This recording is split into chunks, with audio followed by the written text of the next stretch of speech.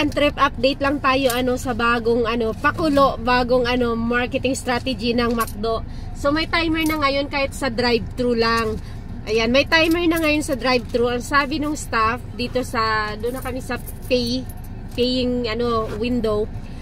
Dapat within 2 minutes ay ma-serve ang aming order. Kapag hindi na-serve within 2 minutes, pag alarm, ay may free na iced coffee. So ano pa bang natin doon? Reply. Ay, sana hindi ma-serve. Para makalibre tayo ng iced coffee. Pero hindi, madali na sila eh. Kami na ang kasunod. So, malamang wala pa 2 minutes, serve na. Sila ngayon nagmamadali. Oo. Ito kamo, para doon sa mga taong, di ba yung naiinis kasi ang tagal, ang bagal. So, ibig sabihin, hindi na maiinis kasi kung ma-delayed sila ng serve, may iced coffee ka. So, pampatanggal ng init ng ulo yun kasi iced coffee. Good job, McDo. Kami na ang next, oh. So, malamang wala kaming iced coffee na matatanggap nito kasi nga, ayun, mabilis sila eh. Tapos kung medyo malate nga naman talaga sila, hindi naiinit ang ulo mo kasi may iced coffee ka na nga eh, diba? Ayun, nag-alarm! Patay ka ngayon. Patay ka ngayon! Dahil nag-delay. Alam niyo kung bakit? Yung sinundan namin na buhos, yung yung binibili. Halak ka! Nag-alarm! Nag-alarm! Yes! Dahil doon sa nabuhos. Ayan, nag-alarm. Isa lang kami natin? Isa lang, sabi ko malaki, share lang tayo. Kaya lang, may alarm. So, yun? Copy sila, yan ang pangako nila. So, ganyan na ngayon. Wala nang iinit ang ulo kapag medyo nadidelayed yung pag-serve nila dito sa drive-thru or natatagalan. Kasi may iced coffee ka. So, good strategy din talaga yun para, di ba, ang daming mga customers na medyo mainit ang ulo kapag medyo matagal, mabagal. Kasi nagpatagal yun nabuhos. Ngayon, ang sinundan namin, paghawak niya nung kanyang order na buhos, nahirapan siya, inayos niya pa.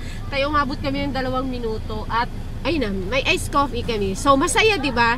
Dito ngayon, sa ganitong marketing strategy ng McDo, sa halip na mainis ka dahil nga matagal yung nasa unahan mo or medyo nadidelay dahil halimbawa busy or medyo natatagalan nga, matutuwa ka na. Hindi iinit ang ulo mo kasi may hihintayin kang iced coffee na palibre.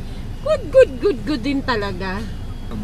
So, medyo nagtagal kami, di ba? So, malamang yung kasunod namin is ganun din na mangyayari, may pa-iced coffee din yun. Pero hindi iinit ang ulo niya kasi aabangan niya rin na mag-a-alarm eh. Once na mag-alarm yun, di ba sabi ka na, hala, nag-alarm. Ayun na, ibig sabihin, may iced coffee. So, hindi iinit ang ulo. Usually kasi kapag nasa drive-thru, syempre kami, mas sanay kaming nagda-drive-thru kaysa pumapasok para kumain eh.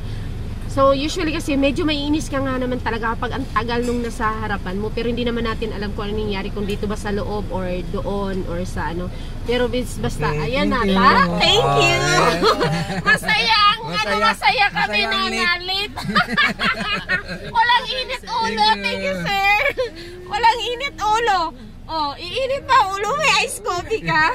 Wala. Hindi iinit ang ulo mo. 2 minuto lang. Ang 2 minuto. Salamat doon siya sinadya siguro talaga yun. Nabuhos yung in-order niya kaya natagan. So malamang yung kasunod namin magtutunog din yun. Kasi kanina pa yun eh. So may libre din siya. So walang maiinis. Good job din talaga kasi dumadami na yung mga nangyayari na mga naiinis yung mga yung mga nasa drive-thru. Malamang hindi magtatagal. Ititigil nila. Maraming parang promo kasi malulugi sila nito. Kagaya nun, sigurado ang sinundan nun magkaka-coffee din kasi sunod-sunod naman yan, domino effect na yan. Na once na na-delete yung harapan mo, sigurado mga kasunod delete na rin.